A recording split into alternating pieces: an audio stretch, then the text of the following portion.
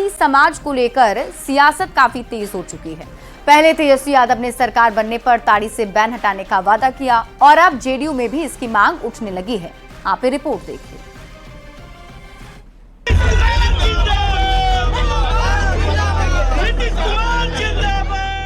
ये तस्वीर पटना के जेडीयू दफ्तर की है। मुख्यमंत्री नीतीश कुमार अचानक पार्टी ऑफिस पहुंच गए। समर्थक जोश में नारेबाजी करने लगे। इसी बीच एक कार्यकर्ता नीतीश कुमार के करीब आया और उनसे कुछ ऐसी मांग कर दी जिस पर सियासत शुरू हो गई। वो मांग क्या थी आपको ये बताएंगे, पर पहले आप ये पुरानी तस्वीर देखिए। आप लोगों का आशीर्वाद मिलेगा तो चिंता को हम लोग। ये तस्वीर 30 अप्रैल 2025 की है, जब तेजस्वी यादव पारसी समाज के लिए आरजेडी के सम्मेलन में लबनी लेकर सामने आए और वादा कर दिया कि यदि बिहार में उनकी सरकार बनी तो ताड़ी से बैन हटा दिया जाएगा। कई लोगों पे मुकदमा है, तो सरकार बनेगी तो उन पर जितने लगे मुकदमे हैं वो लोग हम लोग वापस लेने का काम करेंगे ताकि लोगों को न्याय मिले। अब आज की तस्वीर के बारे में भी जान लीजिए। सीएम नीतीश से बात कर रहे ये शख्स हैं जेडीयू अनुसूचित जाति प्रकोष्ठ के उपाध्यक्ष मुन्ना चौधरी। इन्होंने मुख्यमंत्री से क्या बात की, ये आप खुद उन्हीं से सुनिए। माननीय मुख्यमंत्री जी ताड़ी पर प्रतिबंध लगाए हैं, उससे पहले हम 10 से ही आपसे कह रहे हैं कि जो तार पर से गिर के मर जाता है उसको मुआवजा दीजिए। आप 16 में प्रतिबंध लगाए हैं, उससे लगातार अभी तक मैं कह रहा हूं कि ताड़ी पर से प्रतिबंध हटाइए। यह उचित नहीं है, ताड़ी पर प्रतिबंध हटाना जरूरी है। मुन्ना चौधरी कहते हैं कि यदि ताड़ी से प्रतिबंध नहीं हटा तो जेडीयू को चुनाव में नुकसान झेलना पड़ सकता है। सीएम नीतीश ने मुन्ना चौधरी की मांग पर उमेश कुशवाहा को पूरी जानकारी लेने को कहा।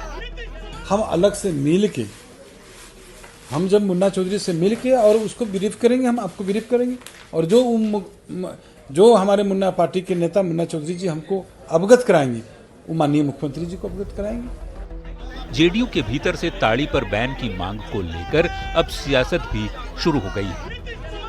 आर्थिक रूप से भी पारसी समाज को जो उनके व्यवसाय, उनके आय में कहीं ना कहीं कमी आई है, उसको दूर करने की दिशा में सरकार के स्तर से कोई प्रयास नहीं किए गए। सभी का पक्ष सुना जाएगा, सभी रिलेवेंट चीजों पे ध्यान दिया जाएगा और सरकार बहुत जल्द इस पे कुछ निर्णय लेगी। इंडिया गठबंधन एक बार मांग करती है कि एक बार इस पे विचार सर्वदलीय पार्टी के मीटिंग में किया जाए। बिहार में पारसी समाज को अपने पाले में करने के लिए तेजस्वी यादव पहले से ही लगे हुए हैं और अब जेडीयू के अंदर उठ रही इस मांग ने सियासत को और भी गर्मा दिया है।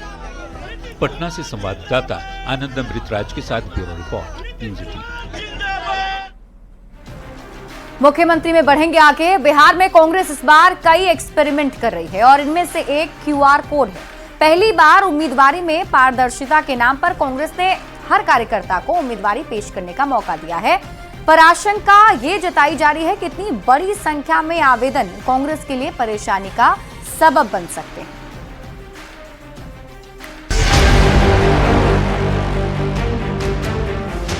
ये क्यूआर कोड कांग्रेस ने जब जारी किया तो उसे अंदाजा भी नहीं होगा कि एक दिन यही पहल उनके गले की फांस बन जाएगी।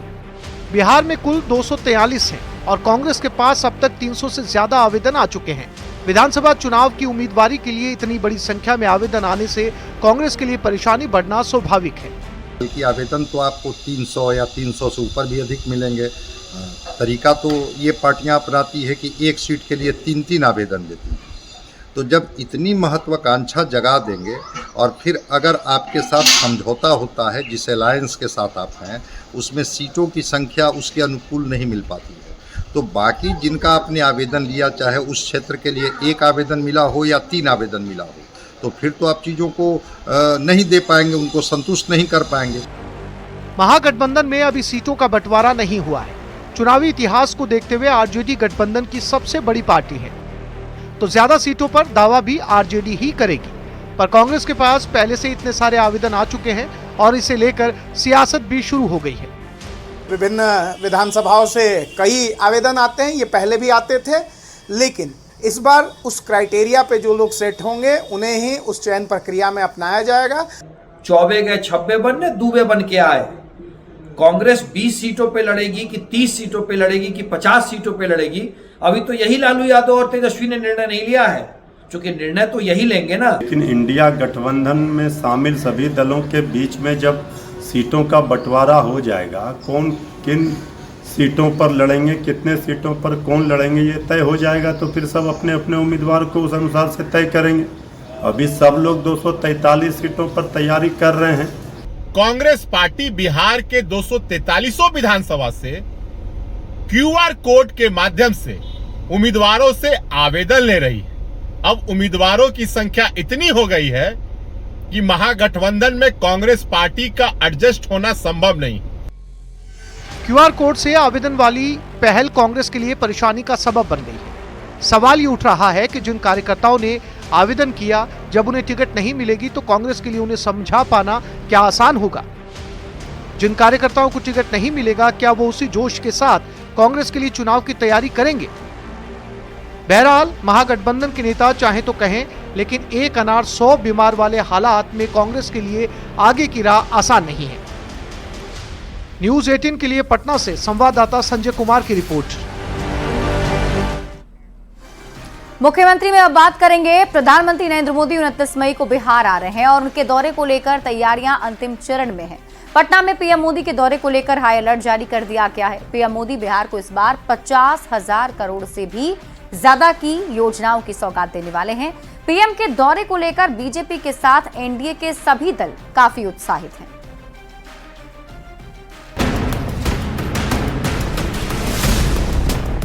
पटना एयरपोर्ट पर सुरक्षा इंतजाम, सड़कों पर जगह जगह स्वागत के पोस्टर और बीजेपी कार्यकर्ताओं की तैयारी। ऑपरेशन सिंदूर की सफलता के बाद प्रधानमंत्री नरेंद्र मोदी पहली बार बिहार आ रहे हैं। 29 मई को पीएम पटना एयरपोर्ट पहुंचेंगे, जहां से उनका भव्य रोड शो शुरू होगा। ये रोड शो एयरपोर्ट से बीजेपी दफ्तर तक जाएगा, जिसमें 32 से 35 जगह पर प्रधानमंत्री के स्वागत की व्यवस्था की गई है। तो हम सब मिलकर इस पूरी तैयारी में लगे हैं। हमारे पार्टी के पदाधिकारी हों, जिला अध्यक्ष हों, सब लोग इसमें लगे हैं और हम लोग का पूरा प्रयास है कि पाटलिपुत्र की धरती पर जब उनका आगमन हो तो एक ऐतिहासिक क्षण पटना वासियों के लिए हो। रोड शो के बाद प्रधानमंत्री मोदी बीजेपी कार्यालय में पार्टी नेताओं के साथ आगामी चुनाव की रणनीतियों पर चर्चा करेंगे। इस बैठक में बूथ स्तर की तैयारियों पर विशेष ध्यान दिया जाएगा। 30 मई को प्रधानमंत्री रोहतास जिले के विक्रमगंज में विशाल जनसभा को संबोधित करेंगे। इसी सभा से प्रधानमंत्री राज्य के विकास के लिए 50,000 करोड़ से अधिक की योजनाओं की घोषणा भी करने वाले हैं। तो आप देख सकते हैं कि विशाल पंडाल बनाए जा रहे हैं और पंडाल के चारों तरफ बैरिकेडिंग की जा रही है। यातायात के सुगम व्यवस्था की भी पूरी मुकम्मल व्यवस्था हो और जो यहाँ लोग पहुँचेंगे उन्हें किसी तरह का दिक्कत नहीं हो, इसको लेकर यह तैयारी की जा रही है। चुनावी साल में पीएम मोदी का ये दौरा बेहद अहम माना जा रहा है। रोहतास की सभा से पीएम बिहार को योजनाओं का तोहफा तो देंगे ही, साथ ही शाहाबाद में एनडीए के लिए सियासी बिसात बिछाने की भी कोशिश करेंगे। न्यूज 18 के लिए पटना से संवाददाता शैलेंद्र और विनीता मिश्रा के साथ रोहतास से अजित कुमार की रिपोर्ट। और मुख्यमंत्री में अब आप सुनिए बयान बवाली, यानी ऐसा बयान जिस पर बवाल मच गया है। जन सुराज के संयोजक प्रशांत किशोर ने बीजेपी की तिरंगा यात्रा पर निशाना साधा और कहा कि पीएम सेना का क्रेडिट ले रहे हैं। अब प्रधानमंत्री मोदी ने खुद ऑपरेशन सिंदूर पर सिर्फ पीके ही नहीं बल्कि पूरे विपक्ष को करारा जवाब दे दिया है।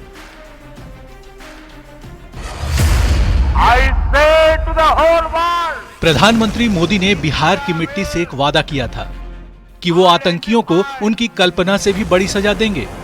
उन्होंने सेना को खुली छूट दी और सेना ने पाकिस्तान के खिलाफ ऑपरेशन सिंदूर चलाकर ये साबित कर दिया कि आतंक के खिलाफ भारत खामोश रहने वाला नहीं है।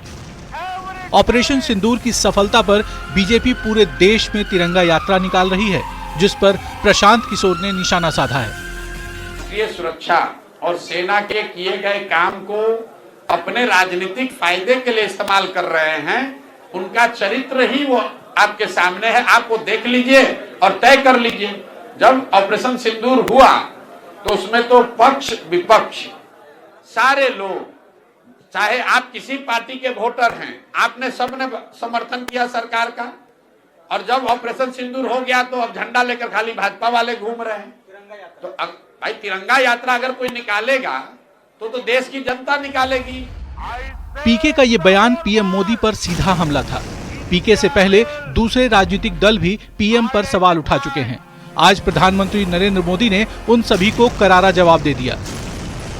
आतंकवादियों ने 140 करोड़ भारतीयों को चुनौती दी थी, इसलिए मोदी ने वही किया जिसके लिए देशवासियों ने, आपने मुझे प्रधान सेवक की जिम्मेदारी दी। ऑपरेशन सिंदूर पर पूरा देश गर्व कर रहा है, पर विपक्ष को परेशानी है कि बीजेपी इसका क्रेडिट क्यों ले रही है। पर हकीकत ये भी है कि किसी भी देश के खिलाफ सैन्य कार्रवाई करने का फैसला राजनीतिक होता है और बीजेपी इस फैसले का श्रेय प्रधानमंत्री नरेंद्र मोदी को दे रही है। Bureau report, news 18। देखिए, ऑपरेशन सिंदूर पर लगातार सियासत की जा रही है कि इसका क्रेडिट सरकार आखिर क्यों ले रही है। लेकिन अगर आपको याद हो तो 1971 के युद्ध का क्रेडिट इंदिरा गांधी को ही दिया गया था और कांग्रेस ने भी इसे खूब भुनाया था और एक बार फिर से अब इस पर सियासत हो रही है। और मुख्यमंत्री में आपको दिखाते हैं चुनावी वायरल। बक्सर गोलीकांड में 3 लोगों की हत्या पर सियासत गर्मा गई। कल तक विपक्ष इस घटना को लेकर सरकार को घेर रहा था। अब जेडीयू ने एक तस्वीर जारी कर इस घटना में तेजस्वी यादव की चुप्पी पर सवाल उठा दिए।